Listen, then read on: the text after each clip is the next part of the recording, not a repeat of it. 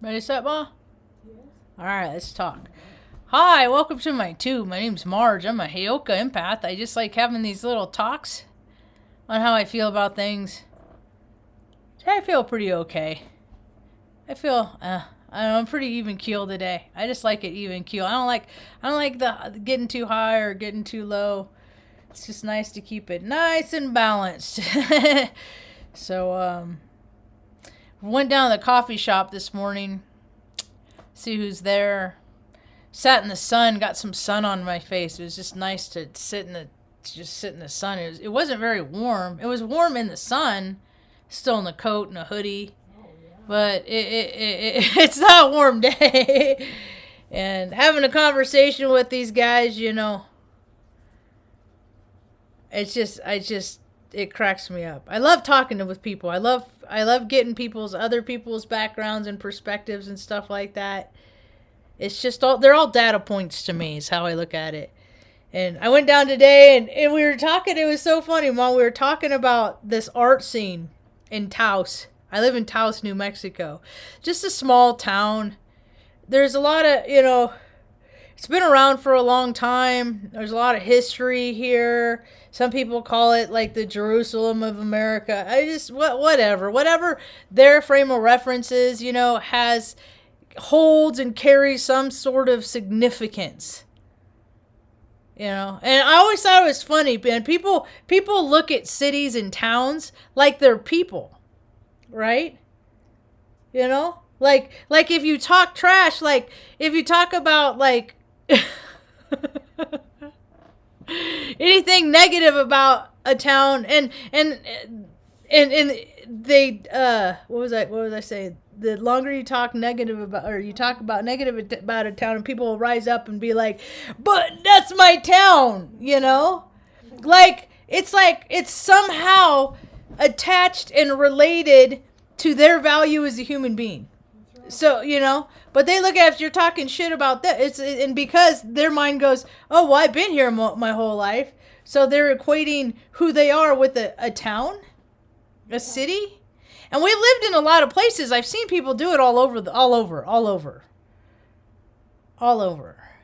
And we were talking about geography and how there used to be a car wash at the end of the strip mall that we were sitting in.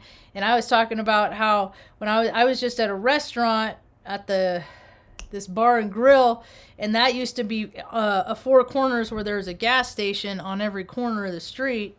And now it's all art studios, right? He's like, I don't know what it is. He's like, they commission these artists. They come in, you know, and they call themselves a local. They live here for 2 years from coming from someplace else, you know, on their mommy and daddy's dime or whoever. Nobody earns their own keep anymore. They really don't. It's all handed down stuff. Seems to like, and they have all these commissioned artists downtown and I'm like, and the art is like C- junior high, you know, elementary work. It's not even like rad art, you know. It's I can do that, right? But see, in here you have to know somebody, because everybody sponsors everybody else. And lo and behold, Mom, I got home from having that conversation, and there was a talk that I even shared on Twitter about what art is really about. And it's about freaking money and laundering money. That's what it's about. And it was also verified in the same conversation that I was having with the guy, because he was the guy I was talking with was like on the ski and rescue team for 25 years. Wow. So he got to live a very comfortable life because people came and pissed their money away skiing down a slope, going up a hill, skiing down a slope, up a hill, you know, all the while the city and the area and the local community, you can't ride a bike in Taos because it's like drive. All the roads are braille because the roads are shit. They don't ever use. They siphon all these funds. They allocate all these funds for all these projects, but they don't have anybody to do the work because the majority of the people in this town are fucking lazy. They just like to ride up a chair and go down a hill. Ride up a chair, you know? So he verified this, you know, because he was telling me stories about how he was like, he thought that we were talking about Mardi Gras. I'm like, I don't know when Mardi Gras is. I know a guy, Pete, used to give away beads. I always thought that bead thing was weird because it's like, here, show me your tits and I'll give you some beads. That's so fun. I mean, the things that this country is classless and it has no culture because it has shit like that as its culture. You know, you freaking had culture with my indigenous ancestors, but you had to go wipe them out and put up fucking sports coliseums and make all the sports games rigged for your little chess games that you like to play. You know, all those secret societies, you know, including the United States militaries and government and powers that be. It's freaking weird. So he was talking about how during Mardi Gras they have billionaires, millionaires that would freaking ship in like literally a truckload of crawdads so that they could have, instead of just go have Mardi Gras in New Orleans where it's freaking, you know, just go. No, they freaking take that ideal and sort of recreate Mardi Gras up at the ski lodge. You know, the thing of it is, this is all well and good, but the majority of these guys are freaking drunks and weirdos.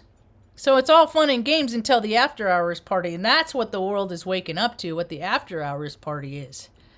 It's pretty seedy. It's pretty gross. It occurred to me. It hit on me today because a lot of the world doesn't believe that weird, gross stuff happens because they don't know, nobody ever that they know has ever been affected or talked about, you know, but as life goes on in the 2022s, people are finding out more and more people have been touched by freaking insidiousness and grossness, and it's probably best that you talk about it, and you know, you can probably find that you can relate to more people that have gone through this nasty stuff, you know. But it's how funny is it this country has evolved to a point that it's based and run by freaking dudes and chicks' freaking desire for fucking orgasms and perversion. That's what this country's turned into. It's really weird. It's really weird. So it occurred to me today. I was like, oh, with that dude that was in that TV show Full House. The deck was stacked, eh there, Saget? And I was like, dude, he's on somebody's phone reel somewhere. He's a snuff film. That's what they do. They freaking have a party, gets out of hand. Oh, his number's up. I remember I was 15, I saw somebody show me my first snuff film and it clicked. I was like, that's what happens to all the people that get taken. They get taken. All the people on milk cartons and stuff like that. Yeah? But, oh, you got your little Debbie, you know, your little Debbie do-gooders with their little horse blinders on. Oh, your little spiritual bypassers.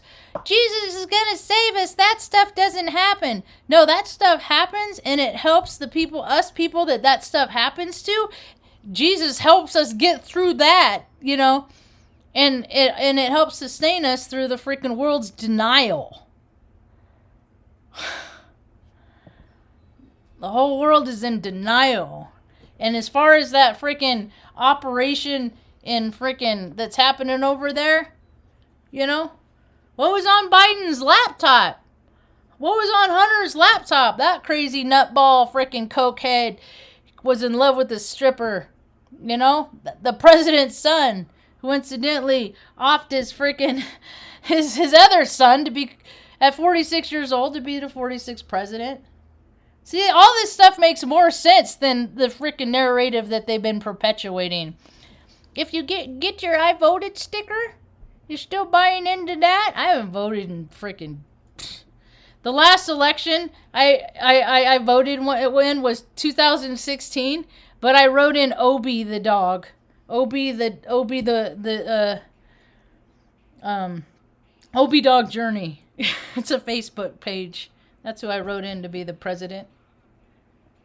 Because it's a freaking crock, dude. Washington, D.C. is an extension of Hollywood. How many times do actors cross over? It's no different than freaking Grey's Anatomy crossing over on freaking whatever, that fireman show that they crossed over to. It's so funny to me. And I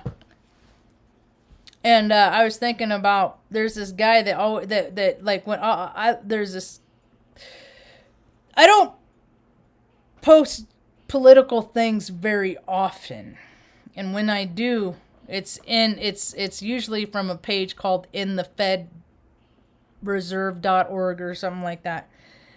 And I posted something, and he put and he always comes back. Now this guy, this is what I think about. Whenever anybody says anything, I gotta think, where are they coming from? You know, what is their frame of reference? All right. And he is the son of a 1-star general. You know, he has his career because of who his father was, you know, on a military base. You know, I think, look, and that's why it's doubtful that it'll ever end. See, I don't believe, I was going into when I went into the Air Force, it was a time of peace. There wasn't a whole lot of wartime stuff going on. They hadn't perpetuated anything nonsensical since Desert Storms, but I didn't know the patterns and cycles yet. I didn't know those until probably about 7-8 years ago. So, but not knowing those, you know, I was like, all right, I'm just going to go in, do a quick 6, get my college education. And then I got sucked into Operation Iraqi bullshit after 9/11 and the controlled demolition of 9/11. I was like, and that's another thing. When you see the early footage of them, like the detonations of the building, see, and then they added the footage of the... It's all a crock. It's all a crock, man. And people just keep going on every day. They just live with their little horsey blinders on. This doesn't happen. That's not real. It's not true. Insurmountable evidence. And they will still just dismiss it with 2 words. Dismiss any evidence from any creditable source based on 2 words. That was created by alphabet soup, specifically to detour people of any illogical or irrational rational thinking based on 2 words. So, but I don't know. I've always been pretty down to earth, so like going into these throughout the years, these official offices and stuff like that, just having conversations with the people in these places. They're so vacant. They're so shallow. They're so limited in scope. It's like, gosh, that whole programming that this nation is built on. You do what you're told from kindergarten to 12th grade. Learn, program, get with the program, learn. You know, be a team player. Don't use your imagination too much. Or when you're younger, it's use your imagination in the primitive years. And then at some point, it always gets to the point you use your imagination too much, and then they label you. They label you clinical terms. And what are clinical terms? Clinical terms have been the whole psychiatric. Don't get me started on that. People helping people that have always been sheltered and stuff like that. But so I did get some screenshots yesterday. I haven't had a lot of energy, a lot of gusto, mucho gusto. Haven't had a lot. So I didn't really have anything to say yesterday. And then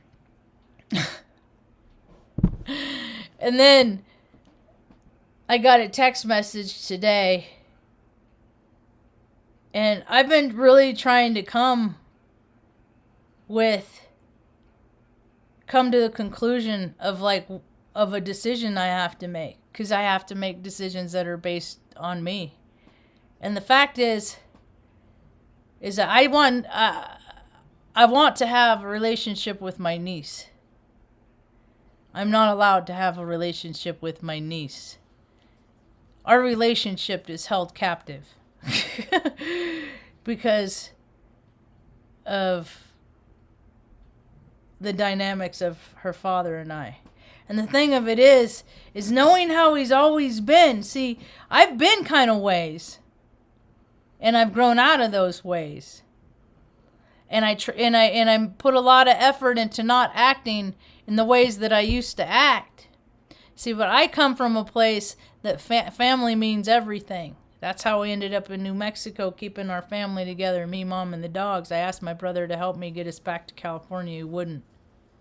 He said, it's your problem, do it yourself. He could have done it in a heartbeat. He could have made it a lot easier for us, and he chose not to. Just like when we were kids.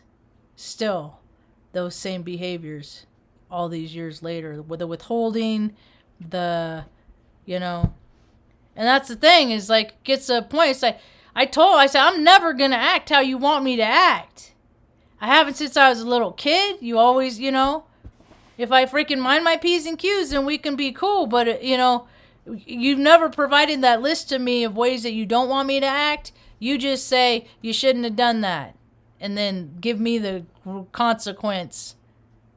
It's so confusing. So I can't do that anymore. I don't have the energy to be somebody that's acceptable to him. I won't do it. So in order to take care of that, I'm just going to keep, on her birthday, I will write her a letter every year. And maybe one day, when she's 18, she will want to know who I am. And I will give her letters and let her know that I always wanted to be a part of her life. I just simply was not allowed. I was not allowed. See, that's how I know these people that are, so successful, these poli-sci degrees, and then they go on to law school, and they just work so hard, and they're so diligent, doing whatever they can for people. He lives in Sacramento. Sacramento's a shithole, but everything's great where he works. Sacramento's like people there. I read an article yesterday about rents in Sacramento, $2,000 a month for like 1 bedroom, 1 bath, stuff like that. Is people are out of control with their ego. And you know why they're out of control with their ego? Because they are so fearful. Because they are just hoarding. It's a money grab. It's a money grab. The whole world's in a money grab right now. I got to get all I can because they don't have enough good ideas of them by themselves to sustain them in life. Yeah. I don't ever really too worried about it too much. God takes care of us. Crystal Time said it in a reading I had the other day. She's like, your faith is unwavering. She's like, your faith, that's why you can just, you can end up in New Mexico, when you leave Oregon thinking you're going to live in Arizona. Because you know that God's going to take care of you. I know that. So, and I got enough good ideas. I mean, come on, my resume of him, for shit's sake. I mean, come on, man. Most people, if they're lucky if they can do one thing, 2 things. And as far as technology, people should not rely on anything technological for the next few years. It's going to be too stable. So anything like marketing, all that freaking bullshit that comes with marketing and clicks, likes, shares, subscribes, all that crap, don't rely on that. I built my resume up. I went in the Air Force. I was a mechanic. I was an age mechanic, aerospace ground equipment. Look it up. We were real busy all the time. I know a lot of different systems. Then I decided, you know what, I'm going to go to college for computers. So I went to compartment. So help desk support. Any IT related issue, there's nothing I can't freaking put together. There's nothing that I can't fix. Except human relationships, of course. But as far as tangible things, if it can be fixed, I can fix it. So we got mechanic, troubleshooter, IT professional, troubleshooter, caregiver. I always forget that one. I just performed my first wedding, so now I'm an ordained minister. When me and Mom move to our forever home, we're gonna do a garden, because I love to garden because I'm a gardener, and then I'm gonna take all the fresh produce and vegetables, and I'm gonna get them to other elderly people in the community that are shut in and never get out and just can't afford freaking much more than sharing a can of cat food with their cat. Yeah, stuff like that. That's what people got to do. Ain't nobody gonna freaking help people in the community but the people in the community. But I live in such a freaking greedy place. I listened to this guy this morning talk about, we're talking about I was talking about the prices of houses and how people want obnoxiously, like $380,000 for a 1-bedroom, 1-bath. It's retarded is what it is. And who's gonna freaking live there's no business in this town. It's a bunch of freaking spoiled inherited, trust fund babies and shit here of all ages. Of all ages. So people don't want to work here. They don't. They started this project freaking 2-3 years ago, and they just stopped it down the middle of the road. They just stopped it. Let's just put it on hold for a while. Tell you, and that's the thing is like this they don't use what they have. No state does. They're given all this money. And when I went in to get dog food the other day, I was talking to the guy, and he's a pretty good. He gets a lot of different clientele at the tax store, and we were talking about how people are coming. How it's like, who do you got to know to get all the free money? It's like that's why they don't like working around here, because there's so many people that got they call it COVID money. People stop working because they got their income. They evidently have so much income, and now, if you know the right people, the government gives away Visa cards. Like the lady at the grocery, she got the government. Everybody gets free money, but when you live in such a small community like this, they only give it to the people that they know. It's not for everybody, because you can't get a hold of anybody in any office. You can't talk to anybody. It's all those automated that, how many times have I gotten disconnected when I was on hold? All that stuff. It's designed to fail. Look at all the people that are still going to work every day at the freaking VA clinic. One day I'm going to go down there, I'm going to do a live. I'm going to put my camera on the phone and be like, what are you guys doing in there? Because there's a lot of veterans that you guys could be seen. But they've been closed for how long, But they still keep getting their $3,000-$4,000 a month. Right? For just doing their job, but they're not doing their job. Doesn't make any sense. And that's why things don't change, because people like to be fat, dumb, and lazy. And if you got to be accountable, then that's going to take some work. So that's why people won't ever listen to me, because I'm all about doing the hard work. I'm all about playing and having a good time and making it fun and stuff like that. But you got to do the work, and people just they don't even want to do the work. They just want to freaking sit in their sloth and their greed. You don't do the work, you don't burn all the abundance that you're freaking sucking in. All that bountiful, wonderful, life. So people know what's up, how things really are. I was like earlier, we were like, drug cartels. Who cares about the drug cartels anymore? They're not even a threat anymore, because it's all the freaking higher ups. It's It's all the feds. They got their own cartels going on. You know? Occasionally they make a bus that they got from a guy in a boat that coming over from Colombia. Really? Because how many military planes are used for the same shit? You know? You got freaking shady shyster scoundrels in every organization, but you all got all the really good employees, the really smart ones, like all the good cops, right? If there's so many good fucking cops, how come you're not busting out all your bad buddies? Right? Loyalty to scumbags? Yeah, that's how it's been. Loyalty to scumbags. So this nation's built on loyalty to scum. I don't know. See, I've only known this nation for what it is. They keep talking about what it's supposed to be in history books, but it ain't ever added up to that. Ever.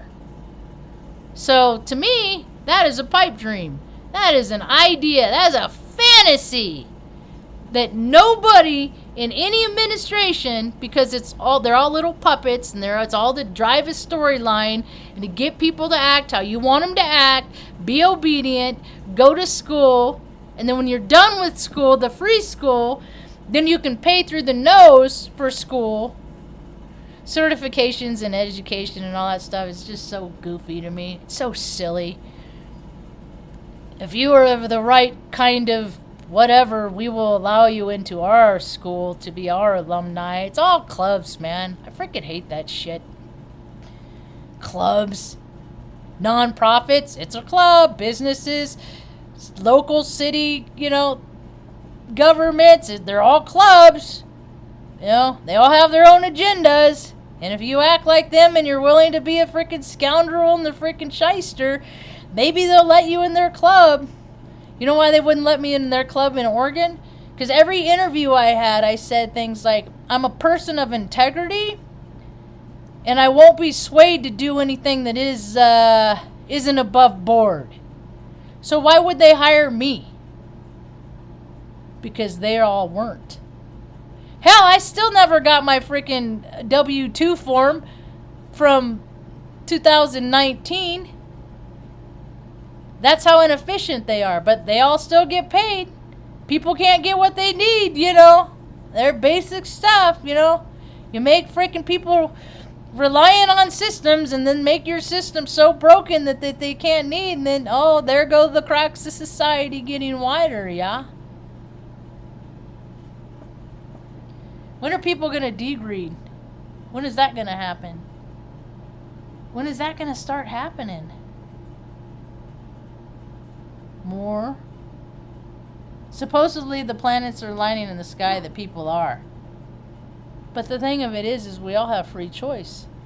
And people could have been doing it this whole entire time. And they haven't. Anytime you look anywhere, it's just everywhere. Every state, housing crisis, housing crisis, housing crisis. It wouldn't be a crisis if people were so fucking stingy.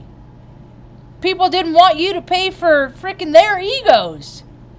They want all the extravagant lifestyles, and they don't want to do anything. So we got this house, so let's jack up the price of letting somebody live there.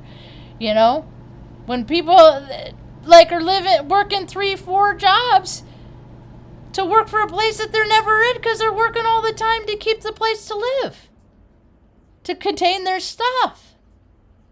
Yeah, this is a great country. It's going down the toilet quick. I don't feel bad. I don't care. I'm Native American, dude. It's for the country's karma, man. Whatever happens to this country and the people in it, I just keep thinking about for 2 years, people have been saying, wear your mask for other people. All the while I've been doing videos for 5 going, man, I'm trying to take care of my mom. It's hard, These are all the systems that are broken and nobody fucking cares. So now every other people are going to get more of an opportunity to struggle. It's just how it is. People watch struggle. You watch people struggle and suffer and withhold and all that stuff. There's universal law. And I go by universal law because man-made law is contrived. Man-made law is manipulated. Man-made law isn't law because it's about who's in charge, which way his dick is leaning, and how big of a bulge of money he has in his pocket. That's what law in this country is about.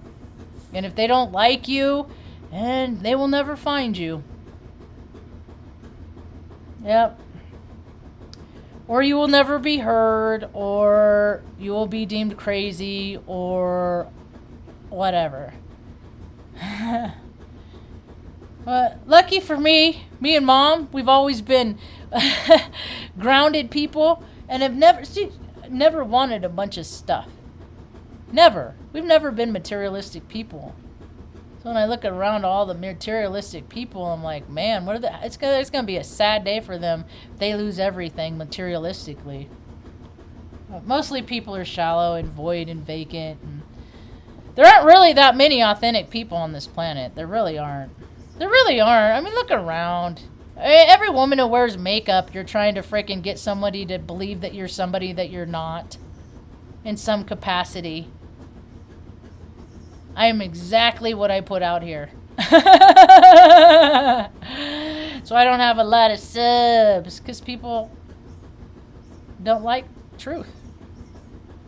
They really don't.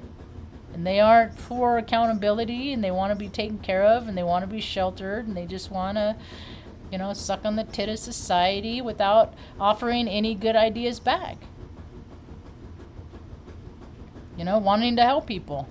It's all about them. Luna's back there got a toy. And I know that because I used to be like that. It's about I got for now.